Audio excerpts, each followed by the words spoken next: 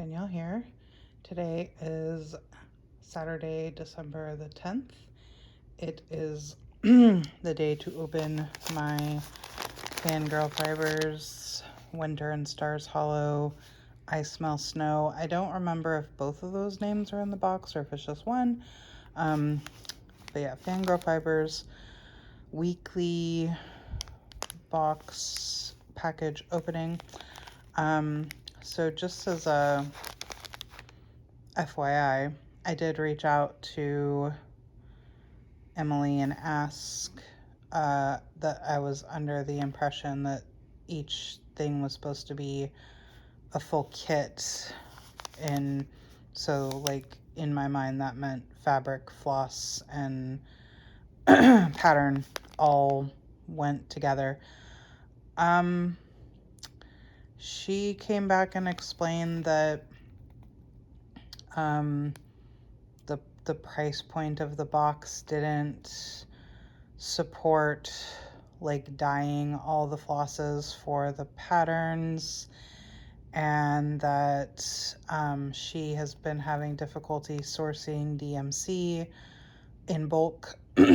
So she was like, you can use those colors, colors of floss if you want to modify the pattern. And I went back on Instagram and found where she had first made the post about the box this was like in May, right before it went on sale. And it does say that you would receive a full cross-stitch kit every week. So I came back and I pointed that out, that like the wording did say a full week, or a full kit, per week. She like acknowledged it with a reaction, but didn't actually say anything back. So I'm a little disappointed. I personally, part of what I liked about the box was that everything would be like that it was going to be a full kit, meaning, all the pieces that I was getting would have a purpose. But yeah, so apparently that is not the case. So here we go. We're gonna open this. I have the email pulled up with the pattern. I pulled up the email beforehand because I was surprised to have gotten it so early. Apparently she's traveling today, so she sent it out last night. But I didn't look at the pattern yet. I just read the text of the email. And then after I show you this, I actually have quite a bit of stitching to update you on. So there we go. Sorry, again, we're one-handed. Okay, very neutral. I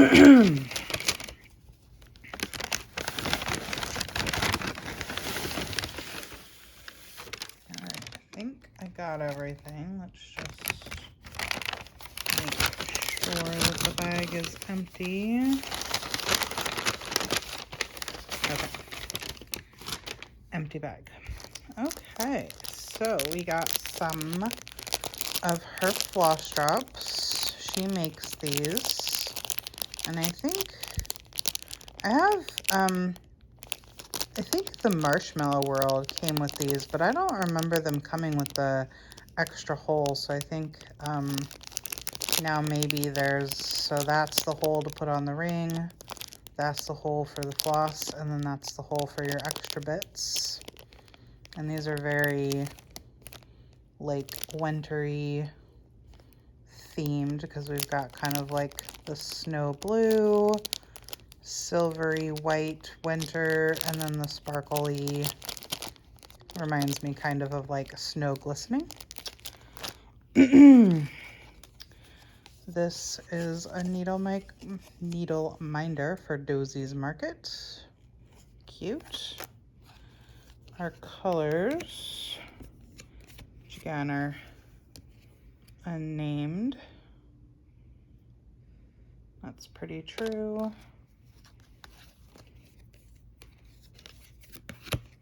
Whoa. That's coming out really orangey. Yeesh. It's definitely not that orange. It's more like maybe a dark apricot. That helped a little. It's like, it's picking up the brown in it, but it's really not brown at all. Yeah, it's like a dark apricot color. And then we have this one here. And again, like, it's really pulling the brown out of this.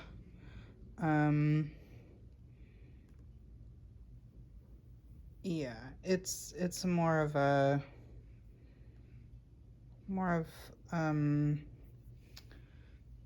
I would even maybe consider using that as a skin tone. It's pretty, this is a little bit more peachy. It's weird to see what they do together. It looks much more true when I hold it up against that apricot-y color.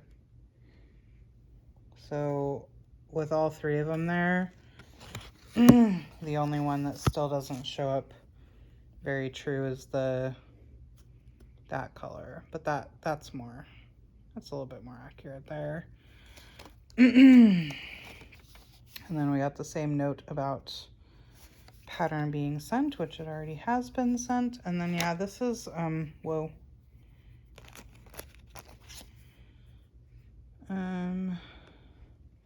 This is based off Have You Ever Had Eggnog, Season 3, Episode 10. And this is reading kind of beige in the flash and camera, but there is just like a hint of that kind of peachy pink color to it. Yeah. All right, I like it.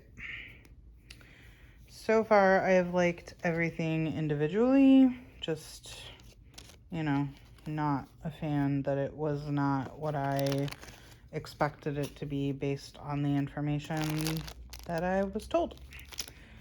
Okay, so, and then she did address it in the email too. You can see, she said, I fielded a few questions in regards to the kits. The fabric and threads are meant to be used interchangeably with the patterns, or you can follow the DMC instructions. I've added the patterns this year as a bonus after last year's request to include weekly patterns.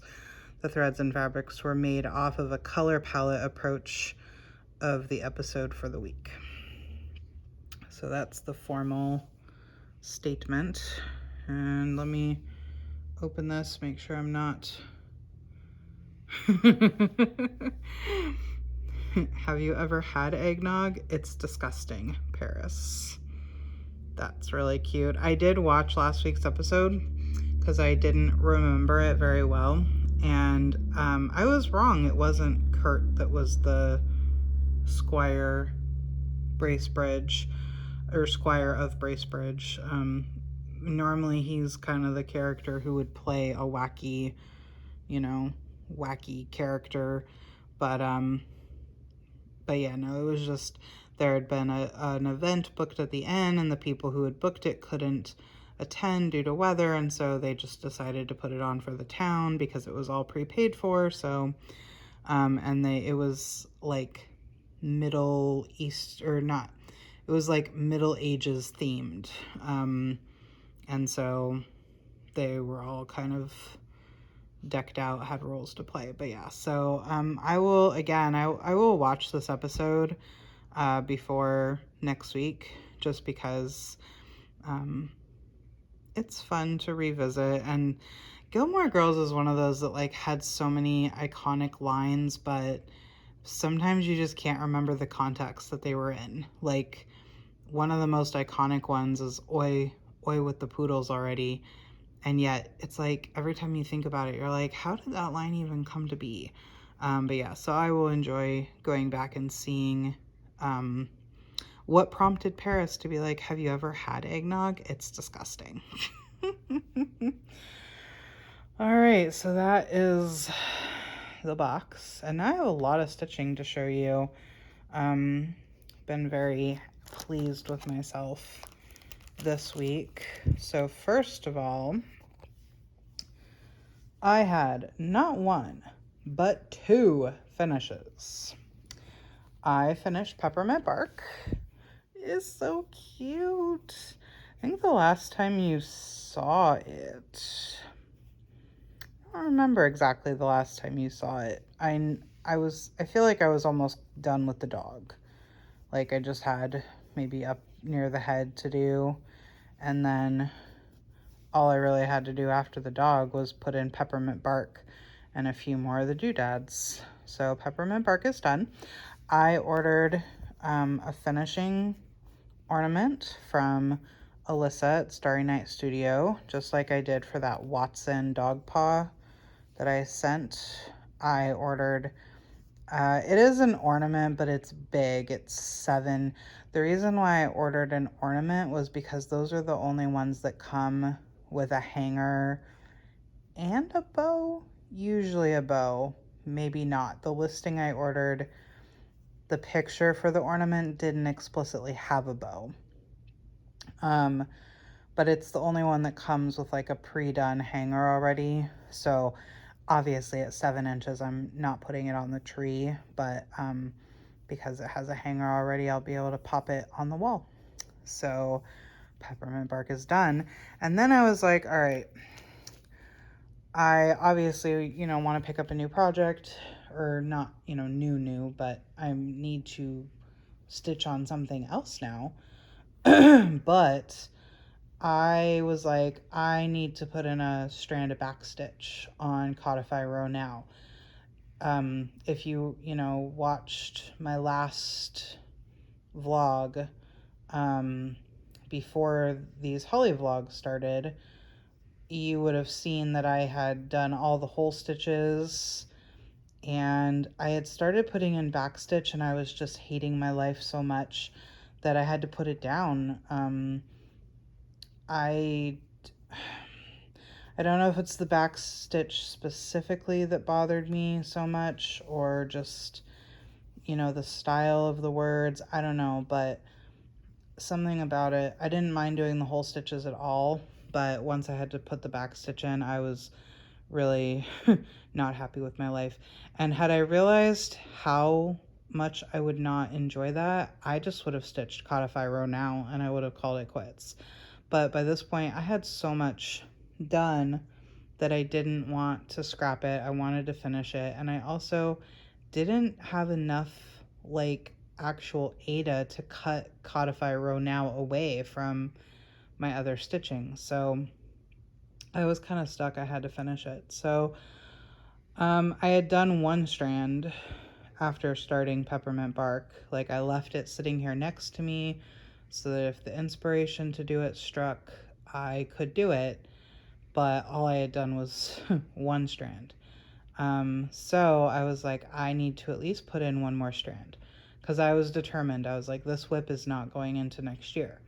Well, so after I finished Peppermint Bark, I picked this up to do my at least 1 strand, and I finished it. I am so happy it's done. Don't look too closely at that back stitch. I made a couple errors. But yeah, so this is the, oh, and I should have said, yeah, I've said it before, but the Peppermint Bark was by Dirty Annie, and it was done on a 16 count Live and Die LA. I think it's called Bayou. And I used Color and Cotton, Ruby, Sweet Basil, and Popcorn, which is a special edition. This is a 16 count tea-dye Ada from Fire Poppies, and I used the called for colors, and this is from the Notorious Needle made a pro-choice sale, and it launched, I want to say back in like February, March, April-ish time frame. And she sort of launched it to align with what we suspected was coming or like hoped would not come to fruition. But like that case, you know, the date for that case was already on the books. And so she was aligning the last part of the sal to drop around the time that the Dobbs decision was to come down. So I knew that I couldn't tackle the whole thing. It was just a little too much for me. This is like 15,000 stitches. But when the Dobbs decision actually came down, that day, June 24th, I went ahead and I started this piece. And I knew I wasn't going to stitch the whole thing, but I wanted to stitch Codify Row Now. And so I stacked it. In her chart, it's like a banner, and so it's all one line. But I stacked it, and then I added these little box doodads to like separate. And I took 2 of the quotes out of it. The first one is, "I will not go quietly back to 1950," and the other is, "Against abortion, don't have one." I had wanted to maybe do like a border, or I also kind of wanted to chart in abortion as healthcare, and do it either like atop the cross, across the top, goodness, or across the bottom. But then I felt like I would need like another thing to go in the other position. So I think this is just done for now. I have a sketch pad thing that I had bought before I ever bought the cross stitch journal kit, and thinking I would maybe use that to be a cross stitch journal. And so it's obviously a little bit bigger. So my plan is to probably finish this in that, and that this would probably be my first piece in that. But yeah, so that's done, and I did those all on the same night. I was so happy. I was like 2 finishes in one night. Who am I? So then I kind of genuinely didn't know what I wanted to pick up. I was feeling very strongly towards stitching on the Nutcracker. In fact, hold on, let me pull over the pattern so I don't have to edit in a photo. So this is what I wanted to pick up, but I didn't want to move the Q-snap. It's a lot of work to move this Q-snap. This piece is huge. It is 295 by 295. And on 16 count, do you know what that means? That means you need a fat half of fabric, because it's like 18 point something by 18 point something. So normally your fat quarters are like 18 by 21 or maybe 18 by 27. But that means you don't have, even if you had a 21 by 27, that's 21. You're only giving yourself like 2.5 inches on each, or total. So you would have 1.25 inches margins. And I just didn't feel comfortable with that. So that meant I had to buy a fat half of fabric, which is like 24 by 36, or is it 27 by 36? Something like that. Anyway, so it is not easy to move the Q-snap. As you can see, this is super de-duper ridiculous bulky, with all that excess fabric in there. So what I had done already was that ornament with an A in it, but mine has a D. That whole flower motif, the red, the green, the gold, that little heart flowery doodad. And then I was down about halfway on these. And I had just started this little ornament here, but all I had on it was the outline of it. And so since I picked it up, what I have done is I finished filling that in, and then I did that little doodad there. I'm kind of big on, like, if I can't fit the whole thing in the Q-snap, I'm not going to stitch the motif. So, like, for example, I mean, I could have started, sorry, this is so shaky, y'all. You know, like, I could have started that little doodad, but I can't fit it all in the Q-snap, so I didn't. And then, now, I mean, this was obviously an exception because it's so big. I got myself down to, like, here, I think. But, like, her hair, I didn't want to start her hair till I moved the Q-snap. So I've moved the Q-snap, and as you'll see here in a second, I've just started her hair. And I really just wanted to work on her. I debated going the other way. So those vines and flowers. If I'm being truthful, I hate stitching vines. I don't like, you know, figuring out how to get to where I need to go and then get back. It's like a lot of math. It's a lot of, you know, figuring out in my brain. So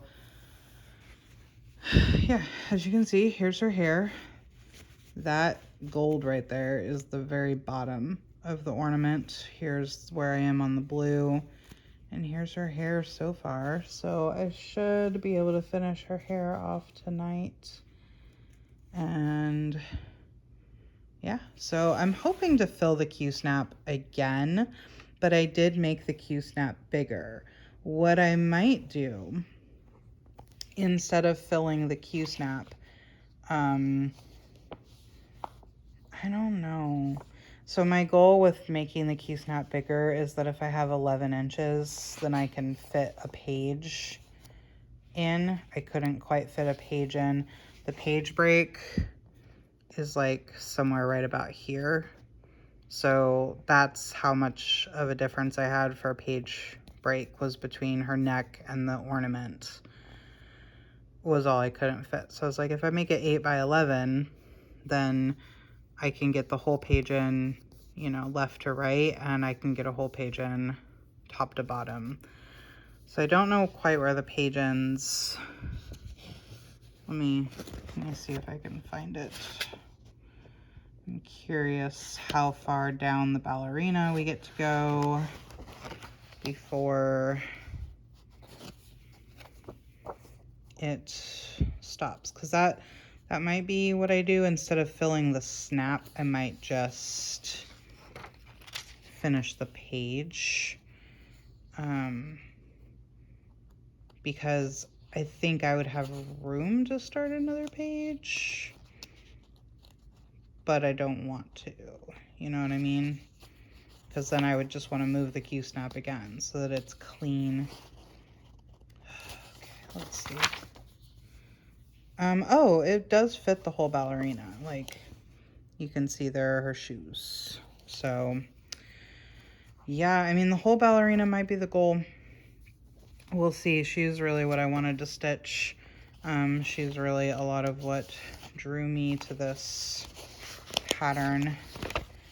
Y'all, it's so big. It's so beautiful, but it's so big. I mean, this thing, when finished, would have to go into a 20 by 20 frame. And that's with no mat. Like, if you wanted a mat, you would have to go, well, that would be a really chunky mat, unless you did a custom size. But so I don't know what my plan with her is when I do finally get done with her, because 20 by 20 frame is a big space investment for something that's seasonal, technically. Plus, I don't have a lot of wall space, so yeah, we'll see. All right, but I have rambled on long enough. I will be back next week to show you what I get for week 3. And then I'll do, and then next week what I might do also is give you like a little decor tour. I will be done by then. I'm almost done now. I just didn't, I have like finishing touches to put on things, like some things are just kind of thrown onto shelves and tables. I need to actually finish like putting them in their proper place. So, all right, that's it for me. Thank y'all so much for being here, coming back. If you're new here, thank you for stumbling in and staying. And I will see y'all in next week's vlog. Bye.